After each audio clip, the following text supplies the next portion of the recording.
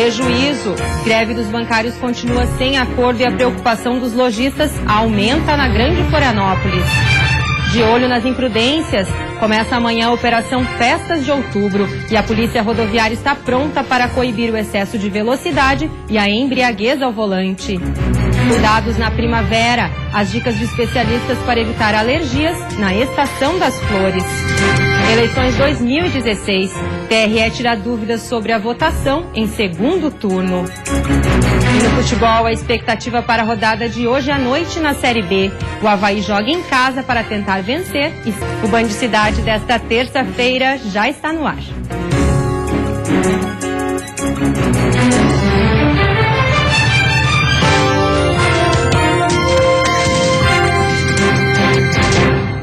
Olá, boa noite. Com o começo do mês, a preocupação com a greve dos bancos aumenta. O comércio varejista também já sentiu impacto negativo nas vendas. No mercado público da capital, os 104 boxes sentiram diferença no movimento.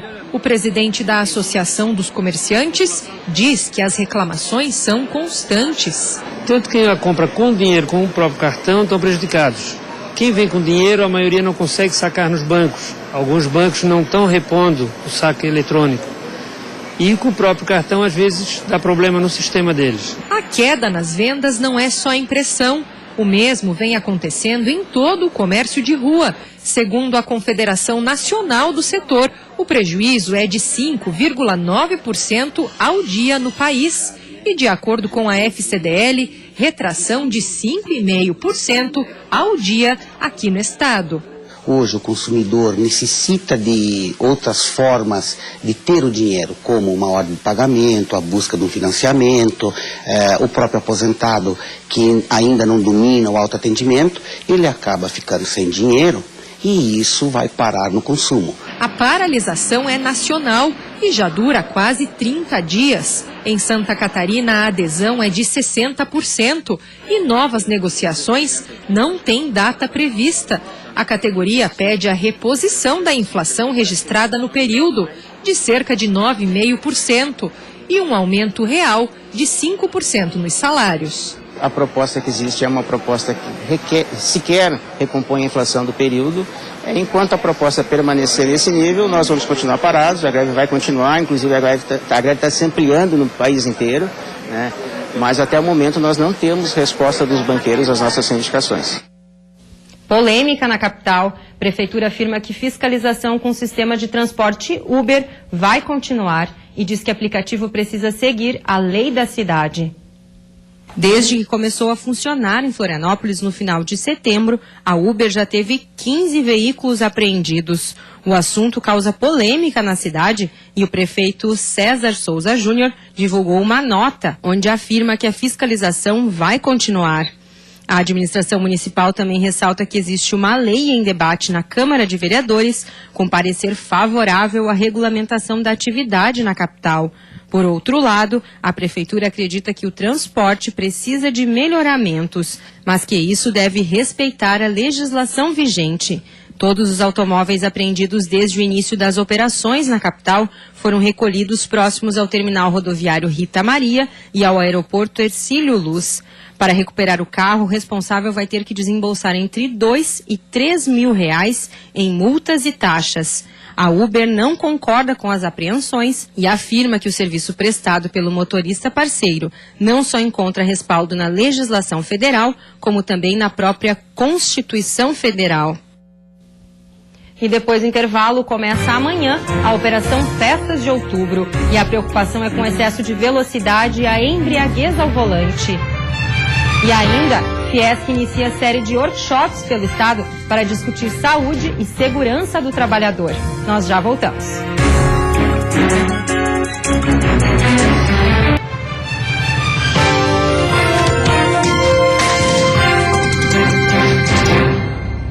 Começa amanhã a Operação Festas de Outubro e a preocupação continua sendo com o excesso de velocidade e a embriaguez ao volante.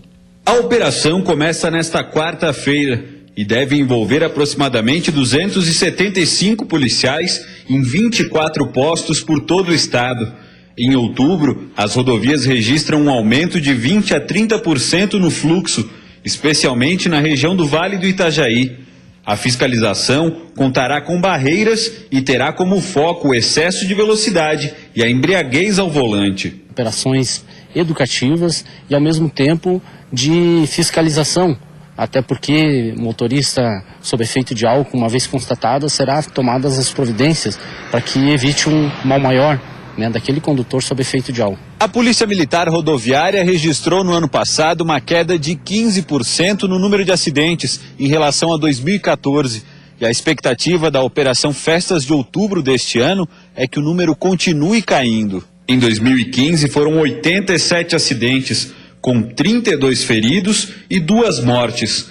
Para inibir as infrações, serão feitas barreiras nas principais rodovias do estado e o teste do bafômetro será utilizado pelos policiais. Uma alternativa apontada pela PM para quem pretende aproveitar as festas é usar o transporte coletivo. Mesmo assim, é preciso manter a ordem. Nós orientamos aos usuários desse transporte para que evitem de arremessar objetos na rodovia pelas janelas desses ônibus. Evitem sair, tirar o braço para fora da janela, até mesmo a cabeça.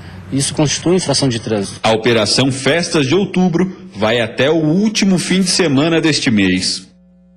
E a Fiesc inicia neste mês uma série de workshops pelo Estado para discutir saúde e segurança do trabalhador. Serão feitos 16 encontros regionais para debater os temas. A repórter Karina Kopp nos traz mais informações. Calcula-se que em 2022, quase metade dos trabalhadores de Santa Catarina terão mais de 40 anos e 17% terá mais de 50 anos. Pensando nisso, uma série de workshops vai acontecer no estado. Quem vai contar os detalhes para a gente é o Marcelo Tournier, que é diretor do Instituto de Inovação do SESI. Marcelo, por onde será a primeira cidade que vai receber esses workshops? Quais são os lugares e o público-alvo desses workshops? Nós queremos trazer essa agenda para uma pauta prioritária nas empresas, demonstrar que investir em saúde é um bom negócio. O primeiro passo foi dado com o lançamento dessa aliança Saúde e Competitividade pela Fiesc. Essa aliança ela envolve empresas, empresários, trabalhadores, envolve universidades, envolve agentes públicos e privados na criação de uma política compartilhada, de um plano de ações compartilhadas entre esses atores, para que esses trabalhadores possam ser mais saudáveis, ter uma vida mais longa, mais produtiva, um melhor bem-estar, e que as empresas possam ter uma melhor competitividade por meio do investimento no seu capital humano. A primeira das iniciativas que nós teremos com esses workshops será agora em Chapecó, amanhã, e nós teremos mais outros 15 workshops pelo estado inteiro, onde nós vamos ouvir de trabalhadores, de empresas, de entidades públicas e privadas de cada uma das regiões de Santa Catarina. Quais são as principais demandas e prioridades com relação ao tema de promoção de saúde do trabalhador.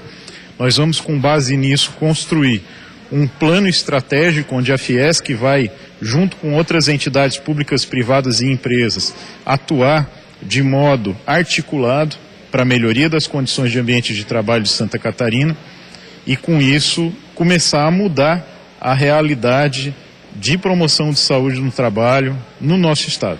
A ideia, então, é que vá além da discussão, que se realmente se elaborem ações para ser colocado em prática. A ideia é justamente que nós possamos montar, com essas opiniões e com essas demandas levantadas pelos trabalhadores e pelas indústrias, ações concretas onde a Fiesc e o SESI poderão apoiar os trabalhadores e apoiar as indústrias de Santa Catarina a serem mais saudáveis e mais competitivas. E depois do intervalo, as notícias do futebol. Avaí em mais um jogo na ressacada para se manter no grupo de acesso. E a difícil situação do Joinville na briga para escapar do rebaixamento. É um instante só, a gente já volta.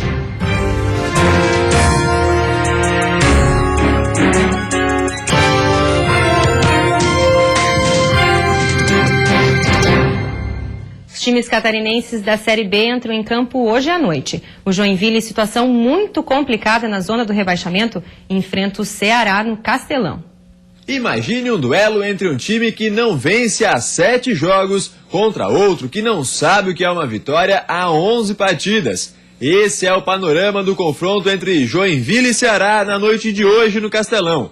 Mesmo assim, o técnico do JEC prega muito respeito ao adversário. Jogar fora de casa contra o Ceará, um adversário muito difícil, um adversário rápido, tem jogadores de qualidade, vão se atirar, então a gente tem que estar muito atento, muito bem taticamente. Para esse jogo, o Ramon não vai ter o lateral esquerdo Diego e o meia Bruno Ribeiro, que estão suspensos. Por outro lado, o Fernandinho volta de lesão. E o Jael, que não participou do empate com o Atlético Goianiense, está de volta ao time depois de cumprir suspensão. O Avaí, terceiro colocado na tabela, enfrenta o Goiás na ressacada para se manter no grupo de acesso. Vai ser mais um daqueles jogos que a gente vai ter momentos que vamos estar melhores que o adversário, momentos que a gente vai sofrer um pouquinho no jogo, como tem sido a tônica. Para o jogo contra o Goiás, o Avaí perde Lucas Coelho. Com dores no ombro, o atacante deve ser substituído por Tatá. E o histórico de confrontos entre Avaí e Goiás é equilibrado. O confronto de hoje é marcado pelo equilíbrio. O Avaí venceu 6 partidas, o Goiás venceu 5 e houve um empate entre as duas equipes. Agora, a questão é tomar cuidado para que não haja um desequilíbrio do lado de lá, porque tem gente no Goiás que conhece bem o Avaí. O comandante do time é Gilson Kleina, que esteve no Leão em 2015. E o atacante referência do Goiás é Léo Gamalho, que também já passou pelo Avaí e também em 2015. Será que tem que ter um cuidado especial com ele? A gente tem que ter lógica atenção. O Léo é um jogador muito oportunista, um belo jogador, mas a gente tem que confiar no que a gente vem fazendo, não podemos ter preocupação de encaixe individual. Daqui a pouco, em Minas Gerais, o Criciúma joga com o Tupi, precisando da vitória para se reaproximar do G4. Nada de descanso. Depois do jogo contra o Bahia, o Criciúma viajou direto para Juiz de Fora, onde enfrenta hoje à noite o Tupi. Esse jogo está sendo encarado como o último suspiro do Criciúma na busca pelo acesso. Caso vença, o Tigre pode encostar mais uma vez no G4. Se perder, pode ver os adversários abrirem 8 pontos de vantagem. Para esse jogo tão importante, o técnico Roberto Cavalo não vai contar com o lateral esquerdo Marlon, que está servindo à seleção sub-20. Por outro lado, Niltinho, que estava suspenso, volta ao time e assume a posição. E você vai ver depois do intervalo. Não votou e não justificou? Saiba como regularizar sua situação com a Justiça Eleitoral. E ainda, durante a primavera, aumentam os casos de alergias.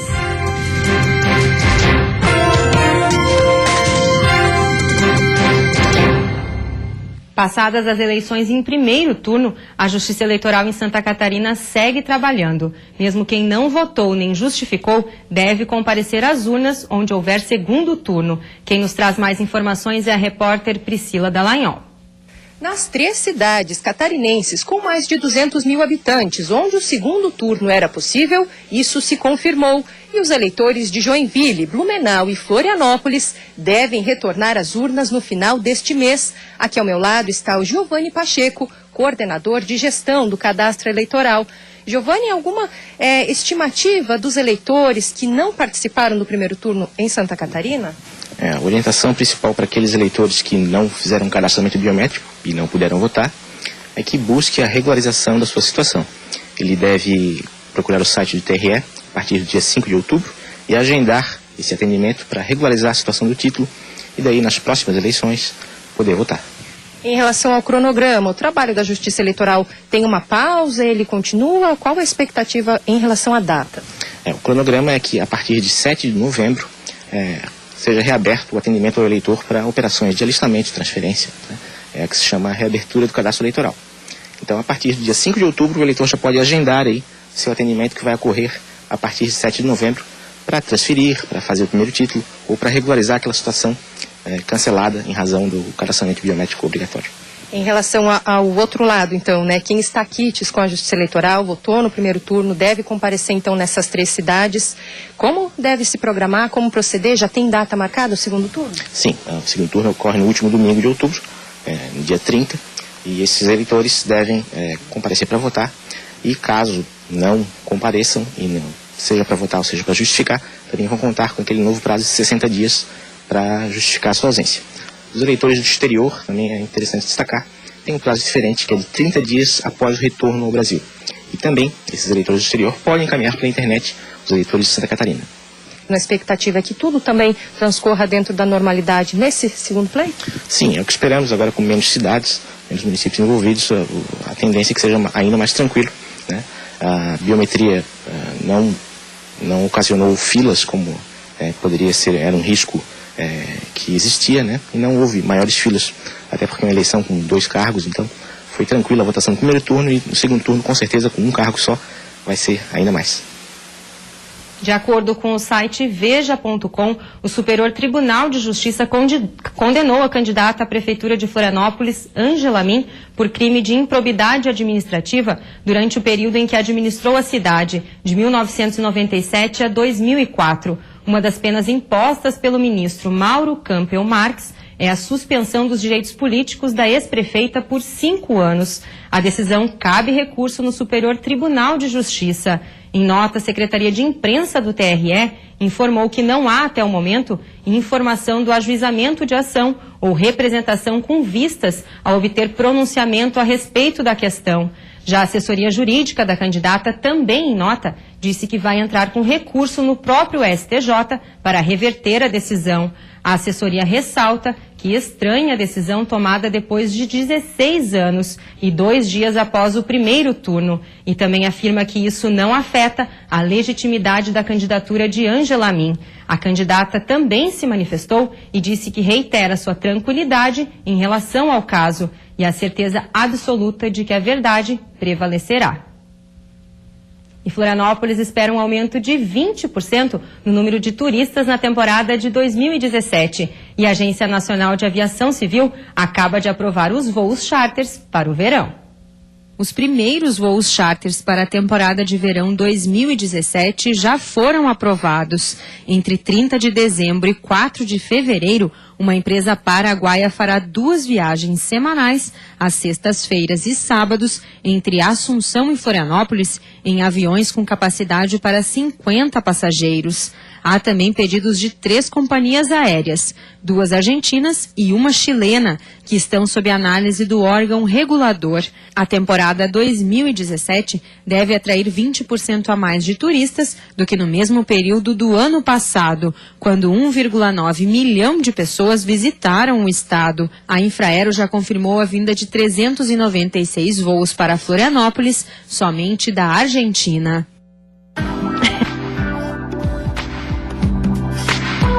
O tempo instável continua nessa quarta-feira, com céu encoberto e chuva isolada em todas as regiões. Em alguns momentos pode haver aberturas de sol. A temperatura mínima fica em 7 graus no Planalto Serrano e a máxima em 26 na região oeste. No Planalto Norte, mínima de 11 e máxima de 20 graus. No norte, na Grande Florianópolis, máxima de 21 graus. Quem tem rinite alérgica não deve estar passando dias muito agradáveis. Isso porque a doença fica ainda pior na primavera. Para saber como prevenir e como tratar as alergias, nossa equipe foi conversar com especialistas e descobriu dicas bem importantes. Elas são lindas, coloridas, perfumadas e também as responsáveis por espirros, nariz congestionado e coceira. A explosão de pólen durante a primavera é o combustível para as rinites alérgicas. No Brasil, 1 em cada 7 pessoas tem rinite alérgica. E quem mora aqui na região sul do país tem chances ainda maiores de desenvolver a doença. Isso porque o clima da região é propício para as flores. Segundo a Associação Brasileira de Alergias, 12% da população tem alergia durante a primavera por causa do pólen das flores. A rinite pode ser causada por componentes diferentes. Testes na pele e exames de sangue dão um diagnóstico preciso para o tratamento. Vacinas e medicamentos podem ajudar a amenizar os sintomas e a melhorar a qualidade de vida de quem sofre com as alergias. Você vai ter controle da tua doença, mas você melhora a qualidade de vida do paciente de uma forma excepcional, desde que exista realmente uma correlação entre o que você está fazendo de exames e a necessidade do paciente. E o médico explica que de nada adianta se automedicar. Descongestionantes nasais podem agravar ainda mais a doença. Esses soros com vasoconstritores, eles têm um monte de efeitos colaterais. Além de poderem aumentar a pressão arterial, porque eles fecham vasoconstrição, né? Eles fecham os vasinhos, nossas artérias, e o teu coração tem que trabalhar mais. Isso é um dos efeitos. Além deles mesmo, pelo uso constante, contínuo e aumentando, causarem uma rinite iatrogênica, ou seja, causada pelo próprio remédio, e você vai ter que fazer isso, só vai resolver com cirurgia. Fortalecer o organismo através do consumo de alimentos naturais e orgânicos ajuda muito a evitar doenças. Investir no consumo de alho, açafrão, limão, cogumelos e frutas cítricas pode resultar no aumento da imunidade. A nutricionista Luana explica que hoje uma grande aliada da saúde é a banana verde, que se transforma em uma biomassa que pode ser usada no preparo de diversos pratos. Ela é uma fibra prebiótica, ela é um amido resistente, ela acaba não tendo a frutose quando ela está bem verde. Então, ela acaba sendo uma comidinha para as bactérias boas do nosso intestino. Isso faz que melhore o funcionamento do nosso intestino, melhore a absorção de nutrientes, fazendo com que melhore queda de cabelo, cansaço, indisposição, né, unhas fracas. Então, melhora tudo isso e, além de tudo, também promove benefício no nosso sistema imunológico, garantindo o fortalecimento do nosso sistema imunológico. Cuidar com a escolha dos alimentos e reduzir o consumo de produtos industrializados garante também uma vida mais saudável. A gente tem que começar a comer mais comidas de verdade, né? Em primeiro lugar. E dar sempre preferência para as frutas, verduras, cereais integrais, né? E de preferência que seja orgânico. Porque não adianta, né, a gente estar consumindo ali uma fruta, uma verdura cheia de agrotóxico, que é uma química, né, que vai estar inflamando, vai estar agredindo o nosso organismo, vai estar intoxicando. Então, não seria tão saudável assim. E você fica agora com o Jornal da Band. Boa noite e até amanhã.